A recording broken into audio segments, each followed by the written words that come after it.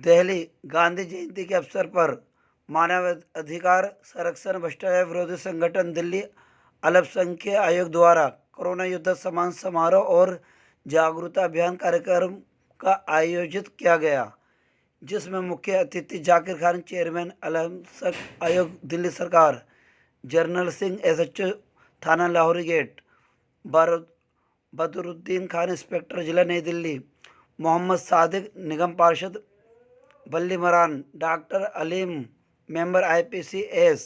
मानव अधिकार सुरक्षा एवं भ्रष्टाचार निरोधक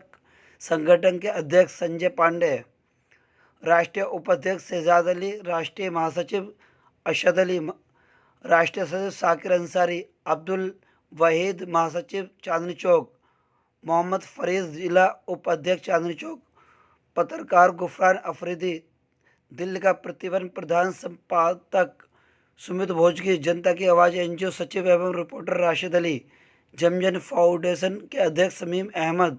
मोहम्मद इदरिस, राम नारायण कसब, मोहम्मद इस्माइल हबीबुल, मोहम्मद आरिफ फुरकान, मोहम्मद कामिल।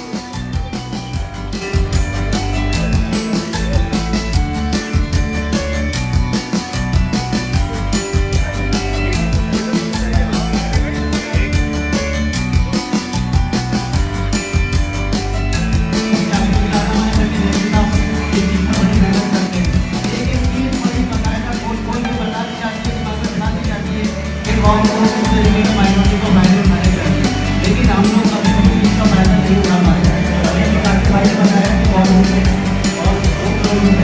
एक्स्ट्रा भी है तो ये फायदा और है। हम आयोग देश की आज़ादी के बाद जब हमारा देश आज़ाद हुआ, उस देश के आज़ाद होने के बाद हमारा कानून बना, संविधान बना, उसके अंदर माइनॉरिटीज के लिए, अल्पसंख्यकों के लिए, अल्पसंख्यकों के लिए आगे वाले समय में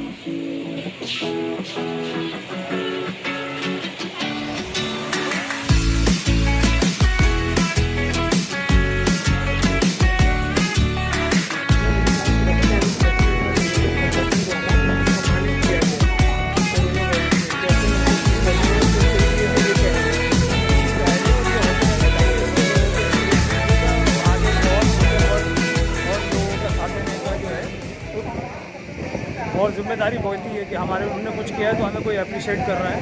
और उस अप्रिशिएशन में मैं इनका शुक्रिया अदा करता हूँ कि उन्होंने इस लायक समझा कि हमारे को अप्रिशिएट करा। अच्छा प्रोग्राम है और ऐसे प्रोग्राम होते रहने चाहिए।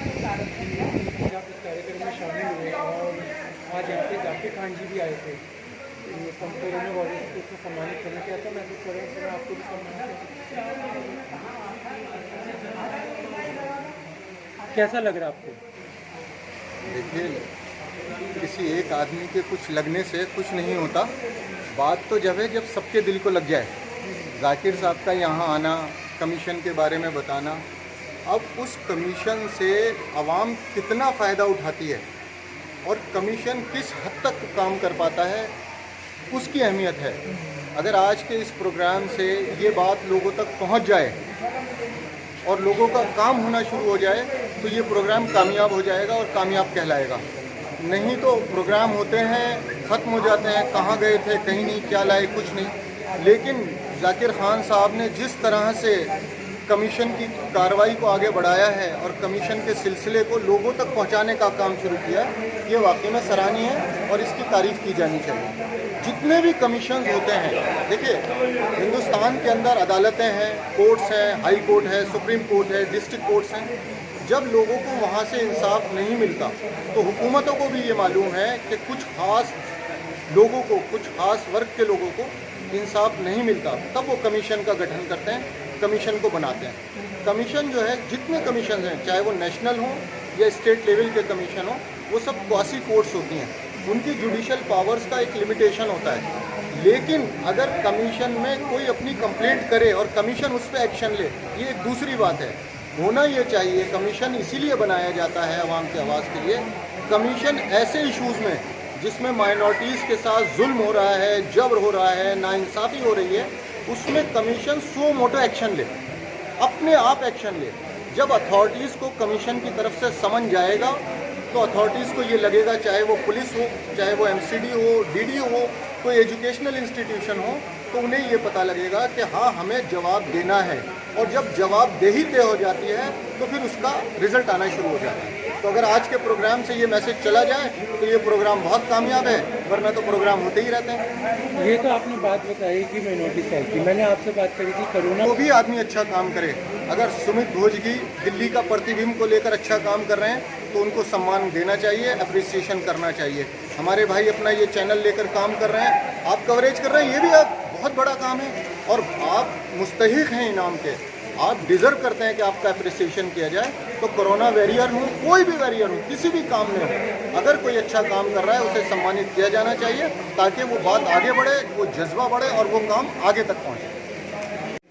आज आप मानव अधिकार सुरक्षा एवं भ्रष्टाचार निरोधक संगठन द्वारा कोरोना वायरस को सम्मानित किया गया और आप बतौर मुख्य अतिथि यहाँ पे आए हैं, तो कैसे लग रहा है? पहले के इस बारे में मैं धन्यवाद करना चाहूँगा human right protection and anti corruption organisation की तत्वाधान से ये प्रोग्राम बनाया गया और DMC के सहयोग से ये प्रोग्राम हो रहा है। जो हमारे अल्पसंख्यक आयोग के जो सुविधाएँ हैं, माननीय मुख्यमंत्री श्री अरविंद केजरीवाल द्वारा जो योजनाएं चलाई जा रही हैं, जैसे फीस वापसी योजना है, लोन योजना है, डोर स्टेप योजना है, जय भीम मुख्यमंत्री प्रतिभा योजना है, या सरकारी लोन चाहिए, या आपको बच्चा विदेश में पढ़ने जाना चाहता है उसके लिए लोन चाहिए। इस तरीके से जो भी कोई हमारी योजना, उनके विस्तार से यहाँ पे चर्चा हुई। इसके अलावा जो माइनॉरिटीज़ के लिए जो अल्पसंख्यक आयोग द्वारा जो निर्धारित नियम और कानून हैं, उन कानूनों की भी जानकारी यहाँ दी गई और किस तरीके से आप अल्पसंख्यक आयोग से फ़ायदा उठा सकते हैं और अल्पसंख्यक आयोग आपकी किस तरीके से मदद कर सकता है। तो इस पर विस्तार से यहाँ चर्चा हुई और आपको बड़ी बारीकी के साथ भी यहाँ लोगों को समझाया गया और आने वाले समय में जो हमारी योजना वो घर घर तक पहुँचने में ये लोग जो हमारा सहयोग करेंगे। हालांकि ये जो कमेटी है पहले से सक्रिय थी, लेकिन जब से आपने कार्यभार संभाला है, हमने देखा, हम आपको कवर भी करते रहते हैं कि आप जगह जगह खुद जाकर लोगों को समझा रहे हैं कि आपको जो सुविधाएं यहाँ से उपलब्ध हैं आप वो उठाएं, फ़ायदे उठाएं दिल्ली सरकार के। तो ये युवा में, जैसे युवा है यहाँ, तो युवा के हाथ में आने पर कैसा लग रहा है कि जगह जगह जाके आपको कैसा महसूस हो रहा है? देखिए, अल्पसंख्यक आयोग का जब भी फ़ायदा हो सकता है, जो सरकार की जितनी योजनाएं चलाई जा रही, माननीय मुख्यमंत्री श्री अरविंद केजरीवाल द्वारा जो योजनाएं चलाई जा रही हैं, उनका लाभ जनता तक कैसे पहुंचे, इसके इसका एक ही माध्यम है कि आपको जनता के बीच में जाना पड़ेगा, जनता के बीच में एक दरबार लगाना पड़ेगा और घर घर जाकर उसकी जानकारी देनी पड़ेगी। मैं अल्पसंख्यक आयोग चेयरमैन होने के नाते इसका मकसद ये नहीं है कि मैं अल्पसंख्यक आयोग में दफ्तर में बैठकर जो सरकार द्वारा जो सुख और सुविधाएं दी जा रही हैं उनका मैं उपयोग करूं, बल्कि अल्पसंख्यक आयोग के चेयरमैन का असली मकसद है कि वो आयोग में जो विशेष कार्य हैं वो करने के पश्चात वो जनता के बीच में जाए, क्षेत्र में जाए और जितना भी समय जागरूकता के लिए चेयरमैन का लगे उससे अधिक समय उनको देना चाहिए। और वही मैं अपने कर्तव्य को निभा रहा हूँ कि ऑफिस के बाद में मैं जगह जगह सैटरडे संडे या रात के 12 बजे तक मैं अल्पसंख्यक आयोग के द्वारा जो कार्य हैं उनको समझाने के लिए, अल्पसंख्यकों की परेशानी के लिए और कहीं किसी तरीके से कोई घटना घटे वहाँ पे मैं मौजूद रहता हूँ। तो मेरी यही कोशिश है कि जो इस चेयर पे मैं बैठा हूँ उसके साथ में आइए। आखिरी सवाल, आज जैसे कि महात्मा गांधी जी का जन्मदिन है और लाल बहादुर शास्त्री जी का जन्मदिन है, देश के लिए क्या संदेश है किस तरीके एकता के रूप में? देखिए, मैं कहना चाहूँगा इस देशवासियों के साथ में लाल बहादुर शास्त्री हमारे पूर्व प्रधानमंत्री जी हैं, एक ऐसे सच्चे और ईमानदार प्रधानमंत्री रहे कि जिनको पूरे विश्व ने माना। जय किसान का, जय जवान जय किसान का नारा दिया उन्होंने। और राष्ट्रपिता महात्मा गांधी जी जो इस देश की आज़ादी के अंदर उन्होंने इस देश को आज़ादी दिलाई, जिन्होंने हिंसा का रास्ता ना अपनाने की सलाह दी और अहिंसा के माध्यम से बिना तलवार के, बिना बंदूक के इस देश को अंग्रेज़ों के चुंगल से छुड़वाया। राष्ट्रपिता महात्मा गांधी ने सिखाया था कि इस देश में हिंदू और मुस्लिम